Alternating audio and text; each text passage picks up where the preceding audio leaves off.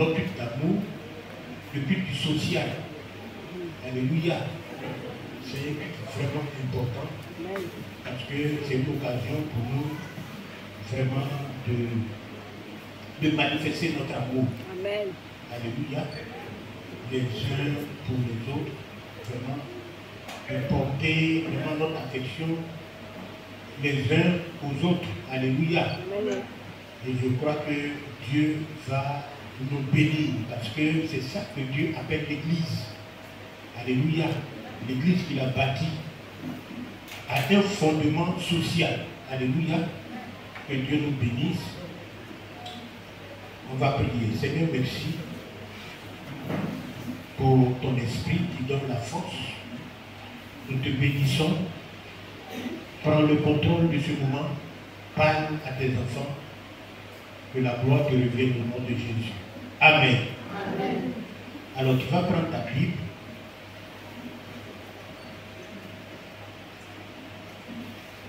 Dans le texte de 1 Jean 3, verset 17-18. Excusez-moi, quand on va finir de lire ce texte-là, je voudrais que chacun de nous garde ce texte-là dans sa tête. Alléluia. Amen. Ce texte-là, il est important pour l'Église et pour nos vies. 1 Jean chapitre 3, versets 17 à 18.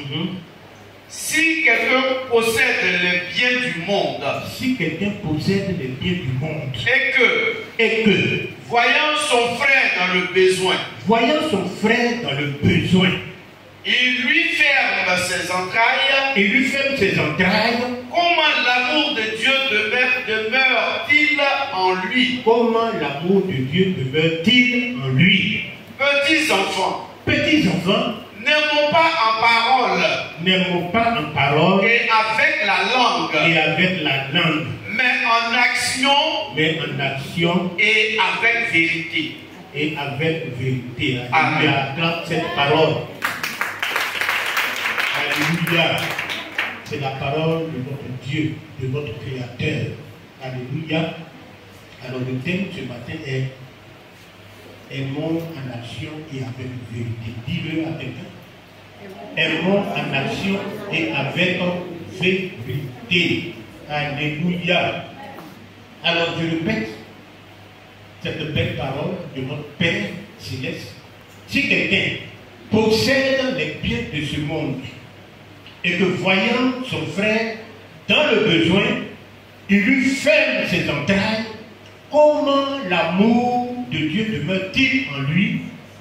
Petits enfants, n'aimons pas en parole et avec la langue, mais en action et avec vérité. Gloire à Jésus.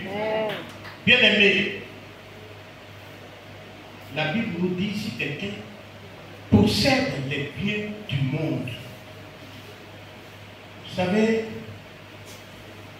la dernière fois, dans le message du dimanche dernier, je parlais des biens de Dieu. Mais cette fois, on nous parle des biens de ce monde. Les biens de Dieu, j'avais cité le livre de nos biens le plus important, c'est la vie qu'il nous a donnée. Donc Dieu fait que vraiment cette vie-là, nous la vivions pour glorifier son nom. Alléluia. Mais les biens de ce monde-là, bien-aimés, quand on parle des biens de ce monde, vous savez, le bien le plus important, à votre avis, c'est quoi? Le bien matériel le plus important dans ce monde-là. Un homme désire posséder. C'est quoi? Hein? L'argent. Alléluia. C'est vrai. C'est l'argent. L'argent est le bien le plus important du monde. C'est vrai qu'il y a maison, il y a voiture, il y a beaucoup de choses, mais c'est l'argent qui est le bien le plus important. Parce que quand tu as l'argent, tu peux avoir toutes ces choses-là. Tu peux avoir la voiture, tu peux avoir la maison, tu peux tout avoir quand tu as l'argent. Alléluia. Donc si on reformule, c'est comme si Dieu nous disait, si quelqu'un possède beaucoup d'argent, que ce soit beaucoup ou pas, si quelqu'un possède l'argent, et voyant son frère dans le besoin, il lui ferme ses entrailles, c'est-à-dire, il lui ferme son cœur. Comment l'amour de Dieu peut-il être en lui? Alléluia. Donc il dit, petits enfants, n'aimons pas en parole et avec la langue, mais en action et avec vérité. Gloire à Jésus. Amen. Vous savez, généralement, quand quelqu'un va vers toi pour exposer son problème, c'est que la personne, et cette personne te dit que tu possèdes ce dont il a besoin. Alléluia. Quand il va vers toi pour t'exposer son problème, il a un problème, il va vers toi. Dans son cœur, il se dit que ce dont il a besoin, tu possèdes la chose. Alléluia. Que tu es capable de résoudre ce problème-là. Que tu as les moyens de pouvoir résoudre ce problème. Alléluia. Donc, quand tu possèdes ce dont il a besoin, et la Bible dit que si tu lui fermes ton cœur, l'amour de Dieu ne peut pas être en toi, ne peut pas être présent en toi. Si tu lui fermes ton cœur, l'amour de Dieu n'est pas présent en toi. Je veux qu'on retienne vraiment cette phrase que l'amour de Dieu n'est pas présent en toi. C'est ce que la Bible nous dit que l'amour, est-ce que l'amour demeure en toi? Ça veut dire que l'amour de Dieu là, est présent en toi. Bien aimé, parce que c'est important que l'amour de Dieu soit présent en nous. Si l'amour de Dieu n'est pas présent en toi, tu ne peux pas être sensible aux besoins d'un frère ou bien d'une soeur. C'est quand l'amour de Dieu est présent en toi que tu es sensible. Alléluia. Aux besoins d'un frère. Alléluia.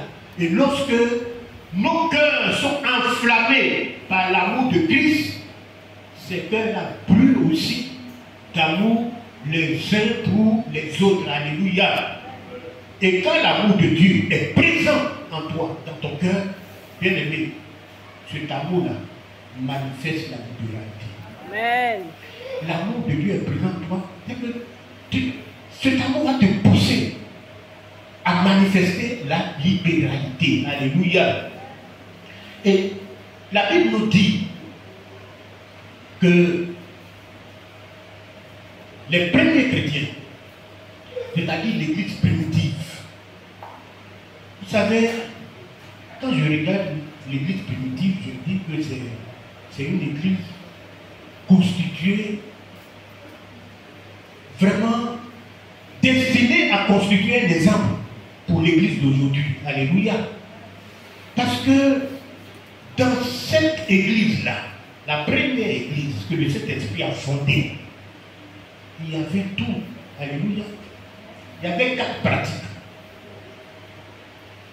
La Bible nous dit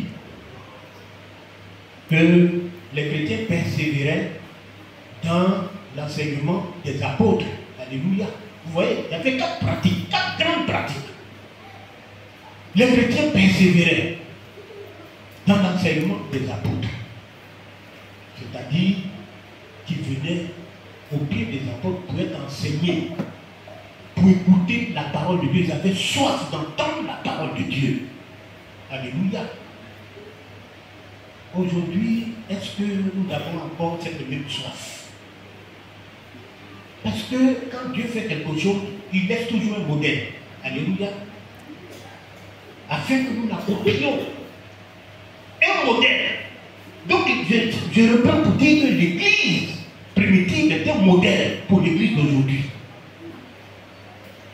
Si nous voulons voir la santé, la vitalité de l'église d'aujourd'hui, regardons un peu, regardons dans le rétroviseur, voyons ce que Dieu a bâti pour nous donner comme modèle.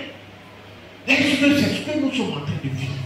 Est-ce qu'aujourd'hui les gens, les chrétiens ont soif de Dieu? On dit persévérer. Quand on parle de persévérance, ça veut dire surtout qu'il y avait des difficultés. Ils passaient passaient par des situations, mais leur amour pour la parole de Dieu qu'ils l'ont fait était toujours dessus. Alléluia. Est-ce qu'on voit ces choses encore dans l'Église? Aujourd'hui, on voit que nos chrétiens sont affaiblis, esquintés par des situations difficiles. Ils ne peuvent même pas se relever. Mais ce qui nous relève, c'est quoi? C'est la parole de Dieu. Alléluia. Amen. C'est la parole de Dieu qui vient nous donner espoir, qui vient pour nous fortifier. Amen. Alléluia. Pour nous donner la foi que ce que nous sommes en train de traverser, même si c'est difficile, mais que notre Dieu, que nous adorons, est capable de nous sortir de cette situation. Alléluia. Et quand ta foi est manifestée, Dieu a agi. Mais aujourd'hui, dans nos églises, on ne voit pas cette chose. Il persévère. Alléluia. Dans l'enseignement. Les mardis, on ne voit personne au pied des apôtres. Des personnes comme Marie. Mais qu'est-ce que nous voyons? On voit beaucoup de maîtres aujourd'hui qui étaient occupés à divers soins. La Bible dit que Marthe était occupée à divers soins domestiques. Jésus était là, Marie était à ses pieds. Alléluia. Parce que Marie savait que quand tu as Jésus, tu as tout. Alléluia. Amen. Alléluia. Mais c'est ce que l'Église d'aujourd'hui doit chercher. Alléluia. Dieu. Dieu, mais pas la créature, les choses que Dieu fait. Ce sont des choses éphémères qu'on va laisser sur cette terre-là. Alléluia. Attachons-nous au Seigneur, quelles que soient les difficultés. Aimons la parole de Dieu. Parce que Dieu est dans sa parole. Quand la parole sort, c'est Dieu qui est sorti. La Bible nous dit qu'elle ne revient pas sans avoir compris ce pourquoi elle est sortie. Alléluia. Il y a une puissance dans la parole de Dieu. Ce n'est pas la parole des hommes. C'est cette parole qui a créé ce monde, l'univers. Elle est puissante. Donc elle est capable de sauver, elle est capable de nous délivrer. Mais nous avons besoin d'avoir une dose de foi. Alléluia. Pour aimer cette parole-là. Alléluia. Et la Bible nous dit encore que ces chrétiens-là, il y avait la deuxième pratique, c'était quoi? La communion fraternelle. Alléluia. Ils étaient contents d'être ensemble. Alléluia. Ils étaient joyeux. C'était une famille en fait. C'était une famille. Aujourd'hui, on ne voit pas ce sens d'intérêt, on ne voit pas ce côté famille. Il y a l'individualisme aujourd'hui. Alléluia. On se retrouve ici dimanche et puis bon, écoute. Après le culte, on est parti. On ne voit plus cette famille. On ne voit plus cette famille. T'es un frère malade. Est-ce que ceux qui sont là s'en soucient? Non. Personne.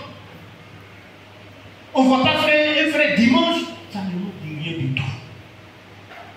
On ne peut pas vivre comme ça la vie chrétienne. Alléluia. Ce n'est pas le modèle que Dieu nous a montré. Alléluia. La Bible dit qu'il se faisait beaucoup de miracles. Pourquoi? C'était la conséquence logique. Ils aimaient la parole. Ils vivaient comme une famille. Alléluia. Et c'est tout cela qui faisait que Dieu les bénisse. Il y avait la communion fraternelle, il y avait la fraction du pain. Quand je parle de la fraction du pain, je parle de la Sainte Seine. Alléluia. Le repas du Seigneur. Le jour, je crois que le jour de la Pâque, nous allons prendre ce repas-là. Alléluia, on a l'habitude de prendre les débuts de chaque mois. Mais à côté de la Sainte Seine, il y avait des repas fraternels, des repas ordinaires. Alléluia. Ces repas-là exprimaient l'affection qui se portait les uns aux autres. Alléluia. Ils mangeaient. Agapé, il y avait vraiment la fraction du pain. Alléluia. Ce sont des choses qu'on ne voit plus dans nos églises. Alléluia. Et il y avait la prière. C'était des personnes qui aimaient prier. La prière, c'est quoi? C'est dire à Dieu tout simplement que nous dépendons de toi. Alléluia. C'est de toi que nous dépendons. Sans toi, nous ne pouvons rien faire sur cette terre. C'est pourquoi nous crions à toi. Nous allons à toi avec nos besoins. Vraiment, nous crions à toi pour que tu interviennes. Alléluia. Tu es notre Dieu. Gloire à Jésus. Bien-aimé, la Bible nous dit qu'il n'y avait parmi eux aucun négligent. C'est-à-dire qu'aucun d'eux n'était dans le besoin et Dieu les bénissait. Et une grande grâce reposait sur chacun d'eux.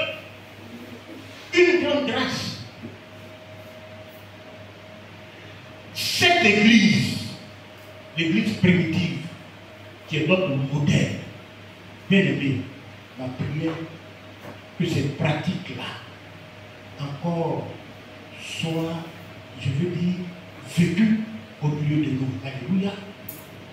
Que nous puissions manifester la vie de l'Église comme les premiers chrétiens, nous, tous ceux qui nous ont dévancés, pour que nous puissions aussi voir la. Et la Bible nous dit qu'une grande grâce reposait sur chacun d'eux.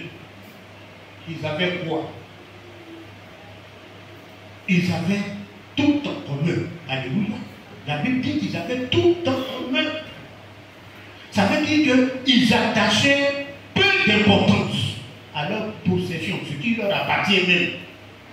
Ou bien, au lieu de garder égoïstement leurs biens pour eux-mêmes, ils considéraient leurs biens comme appartenant à tous. Alléluia.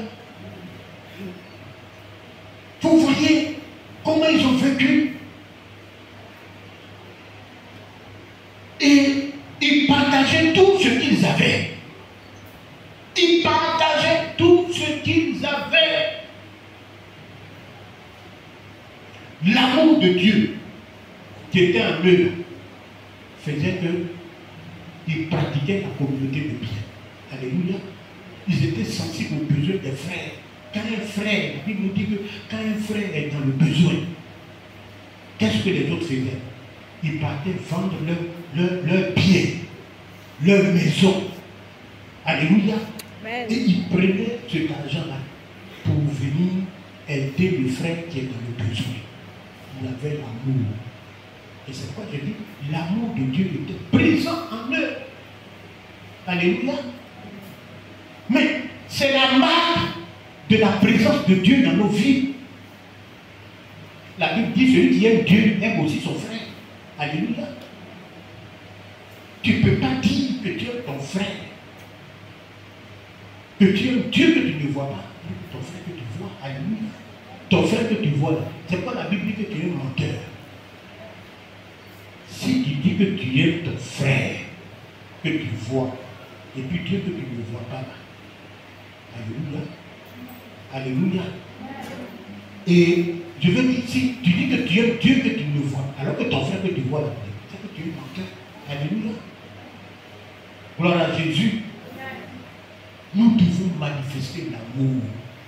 Il faut que l'amour de Dieu soit présent dans nos cœurs. Soyons sensibles aux besoins des frères. Quand un frère a un besoin, soyons sensibles. Il faut que l'amour de Dieu, c'est par là. Le Seigneur dit, je vais vous donner un commandement nouveau. Aimez-vous les uns les autres. Alléluia. Aimez-vous. Aujourd'hui, l'Église manque. Je veux dire, ce manque d'amour les uns pour les autres. On ne voit pas. Alléluia. C'est l'individualisme. Chacun dans son coin. Bien aimé, nous voulons faire les choses comme Dieu lui a prévu de les faire. Alléluia. Il faut que cette communauté ait les caractéristiques de l'église primitive. Alléluia. La communion fraternelle. Gloire à Jésus. Il faut que nous soyons tous sensibles aux besoins des frères. Si un frère est malade, que nous puissions manifester notre amour, simplement même en l'appelant. ou bien contribuons. Il a des ordonnances à acheter. Nous ne pouvons pas rester sensibles. Alléluia.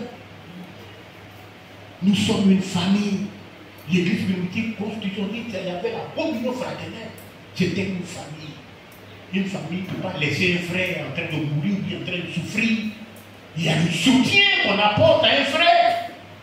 Et Dieu veut voir cette chose dans l'église. Bien aimé, cette communauté doit avoir un fondement social. Alléluia. Sinon, nous ne sommes pas de Dieu. C'est pas la peine de se réunir ici. Alléluia. Amen. Ils mettaient tout ensemble. C'est ce que nous voulons faire. Quand on dit qu'ils mettaient tout ensemble, c'est pas que chacun envoie son salaire et puis non. Je l'ai dit. Ça veut dire que personne ne te disait que ce qui lui appartenait à lui appartenait en propre. Les besoins étaient pourvus parce qu'il y avait des choses qu'on faisait pour manifester notre amour. Et c'est ce que nous avons demandé de faire dans cette communauté. Quand nous disons envoyer notre contribution. Parce que nous savons que des situations viendraient. Et ces situations-là, Dieu peut les permettre pour voir vraiment le degré de notre amour. Est-ce que nous portons une affection pour ce frère qui est en train de souffrir. Alléluia. Et Dieu permet cela pour que nous puissions voir notre propre laideur, notre méchanceté. Alléluia. Dieu. Mais je crois que cette communauté est une communauté qui veut ressembler aux valeurs que Dieu a placées dans l'église primitive. Alléluia. C'est pourquoi ce matin nous sommes là. Gloire à Jésus. Gloire à Jésus. Bien-aimés, la Bible dit, je crois dans Matthieu 6, il dit, amassez-vous des trésors dans les cieux. Chaque fois, je veux dire avec vous, chaque fois que ton argent contribue à régler une petite situation dans la vie d'un frère ou bien d'une sœur, tu es en train d'amasser un trésor dans le ciel. Alléluia. Alléluia. Mais les trésors qu'on amasse, c'est quoi? Ce sont nos bonnes œuvres. Alléluia. La Bible nous dit dans Apocalypse 14, verset 13, dit que ceux qui meurent dans le Seigneur, leurs bonnes œuvres les suivent. Et quand on parle des bonnes œuvres, bien aimé, ce n'est pas l'argent qui te suit, ce n'est pas ta voiture qui te suit, mais le bien que tu as fait à un frère. Alléluia.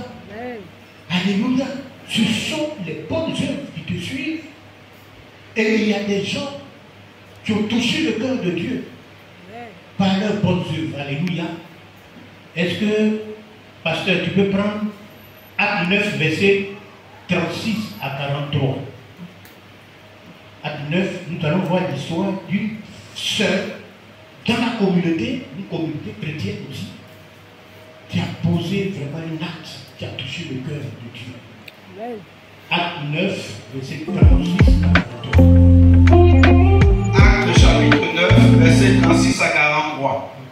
Il y avait à Joppé parmi les disciples une femme nommée Tabitha, ce qui signifie Dorcas. Elle faisait beaucoup de bonnes œuvres et d'aumônes.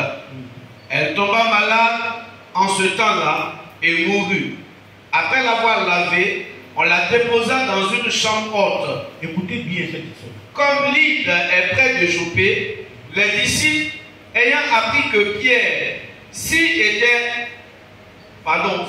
trouvait, envoyaient 2 hommes vers lui pour le prier de venir chez eux sans tarder. Pierre se leva et partit avec ses hommes. Lorsqu'il fut arrivé, on le conduisit dans la chambre haute. Toutes les veuves l'entourèrent en pleurant et lui montrèrent les tuniques et les vêtements que faisait Dorcas pendant qu'elle était avec elle. Pierre fit sortir tout le monde, se mit à genoux et pria, puis se tournant vers le corps, il dit: Tabitha, lève-toi. Elle ouvrit les yeux et ayant vu Pierre, elle s'assit. Il lui donna la main et la fit lever. Il appela ensuite les saints et les veuves et la leur présenta vivante. Verset 42. Cela fut connu de tout Joppé et beaucoup crurent au Seigneur. Alléluia, gloire à Jésus. Alors, c'est une belle histoire d'une femme nommée Dorcas, que vous connaissez, vous avez déjà lu cette histoire. La Bible dit qu'elle faisait partie des disciples, des enfants de Dieu.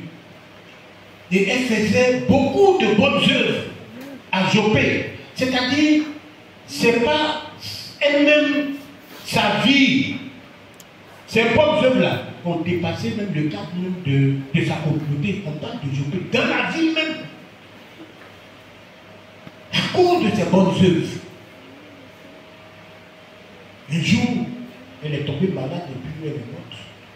Et la Bible nous dit que Pierre, qui était à côté de la ville, lui a dit, écoute, arrive nos frères chrétiens qui ont perdu vraiment quelqu'un d'important.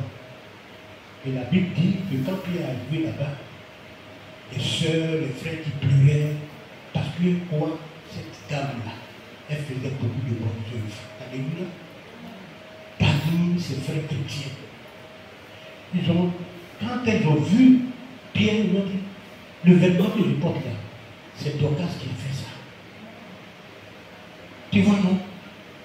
L'habit que ma petite fille porte là, son trousseau là, c'est Dorcas. Donc on montrait les pieds de Dorcas. Bien aimé, ce matin, moi je vais te poser la question. Est-ce qu'on a le témoignage des bienfaits? C'est vrai, on n'a pas dit de crier que tu as fait un bien quelque part ici, mais est-ce que toi tu as une fois posé tes actes envers un frère ici dans cette communauté? Est-ce qu'un jour tu as pu donner, tu as pu faire cadeau, ou bien faire quelque chose même? Est-ce que tu as exprimé un jour ton amour, l'amour qui est présent de Dieu, qui est petit, l'amour de Dieu est présent en toi? Est-ce que tu l'as une fois manifesté à l'endroit d'un frère ici, par rapport à une situation? Ils ont montré ça, dit bien. Regarde, c'est ce que Dorcas a fait de moi. Est-ce que tu es capable de montrer quelque chose? Entre en toi-même, est-ce que tu as pu faire quelque chose à l'endroit d'un frère ici? Je ne parle pas d'un pasteur, mais un frère qui a besoin. Bien aimé, c'est ça la vie chrétienne. Il ne faut pas qu'on se trompe. Cette vie chrétienne-là, c'est le fondement, ça, l'amour. Alléluia. Mais l'amour se manifeste par la libéralité. Alléluia. Par des actes de bienveillance, par des actes de bonté. C'est ça. Alléluia. Et la Bible nous dit quoi? À cause de ces bonnes œuvres-là. Quand Pierre a prié, Dieu s'est souvenu.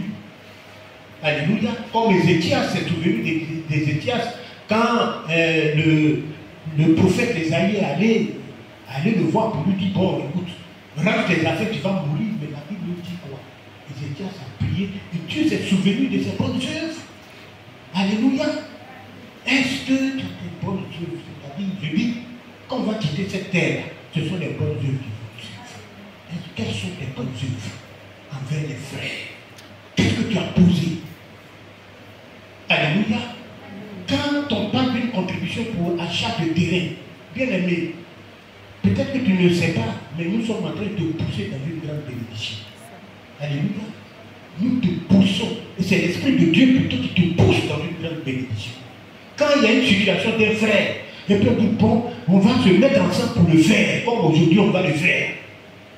Et on te prépare pendant 2 mois pour que tu amènes 7 000 francs. Bien aimé, il faut faire ça avec joie. Alléluia. Il faut faire ça avec joie. Il faut faire ça avec joie. Manifestons l'amour. Ayons un cœur sensible aux besoins des autres. Alléluia. C'est à cela qu'on va nous appeler enfants de Dieu. Et la Bible nous dit quoi? Petits enfants, n'aimons pas en parole et avec la langue, mais en action et avec vérité. N'aimons pas en parole. Ça veut dire quoi? Que notre amour ne se limite pas à des discours, à de belles paroles. Que notre amour ne se limite pas à employer simplement des mots affectueux. Et c'est ce qu'on voit très souvent. Ah frère, tu peux avoir l'argent sur toi. Si tu possèdes, et puis tu fermes ton cœur. Et puis tu dis, le frère, bon écoute, on est en train de voir, on va essayer de prier, on va prier. Pourtant tu as ça. Va prier le Seigneur. Tu vas prier quel Seigneur? Le Seigneur t'a donné pour que tu puisses répondre à ce besoin-là. Et toi, tu dis, on va prier. C'est-à-dire que tu fermes ton cœur et tu dis, mais comment l'amour de Dieu est présent en toi? L'amour de Dieu n'est pas présent en toi. Ça, c'est aimé en parole. Très souvent, les gens, nos frères du social me disent, aimons-nous vivants. Une façon de dire, arrêtons de nous aimer en parole. C'est en parole. Avec la langue. Mais bien aimé, nous devons montrer la sincérité de notre amour par des actes de bienveillance, comme je l'ai dit. Amen. Et la Bible dit que notre amour se traduise par des actes accomplis dans la vérité. Alléluia. Amen. Que notre amour se traduise par des actes accomplis dans la vérité. N'aimons pas avec la langue, vous savez, la langue, on parle de la langue fourchue. C'est-à-dire, ta parole, ta bouche peut dire quelque chose, mais tu es dans ton cœur, c'est pas ça. C'est pas la vérité. Et ça, on retrouve ça au milieu des enfants de Dieu. Ils disent les choses, mais au fond d'eux, c'est pas la vérité. Bien aimé, que notre amour soit sincère. Alléluia. Que notre amour soit sincère. Il faut que l'amour de Dieu, si nous disons que nous sommes de Dieu, que nous avons l'Esprit de Dieu, l'amour doit être aussi présent dans notre cœur. L'amour de Dieu doit être présent dans notre cœur. Alléluia. Et quand l'amour de Dieu est présent dans ton cœur, ce sont les actes que tu poses. Je l'ai dit, tu as une femme, tu dis tu l'aimes. Ok. Ma chérie, je t'aime, c'est vrai. Mais tu fais rien, je veux dire, rien ne prouve. L'amour là n'est pas seulement sentiment, c'est notre sentiment. Alléluia. Il faut prouver l'amour. Tu donnes rien pour prouver que tu l'aimes. Mais comment de ces paroles seulement je t'aime, je t'aime, je t'aime. Très souvent, on fait quoi et je t'aime pas. Oui, on fait quoi et je t'aime. Une façon de dire, arrête de m'aimer en parole. Avec tous ces mots affectueux là. Alléluia. Avec tous ces mots affectueux. Je veux un amour sincère. Bien aimé, que notre amour soit sincère dans cette communauté. Alléluia. Que dans cette communauté, que nous puissions aussi avoir tout en commun. Alléluia. Tout en commun. Que nous soyons sensibles aux besoins de nos frères. Que nous puissions vivre l'amour que l'Église primitive manifestait. Alléluia. Amen. Et ce matin, Dieu nous donne l'occasion, alléluia, par ce culte social, de contribuer déjà, alléluia, à manifester cet amour. Je ne voudrais pas être long, je prie que Dieu vous bénisse. Amen. Et que l'amour qui est présent en vous se manifeste puissamment pour la gloire de son nom. Au nom de Jésus. Amen. Amen. Que Dieu nous bénisse.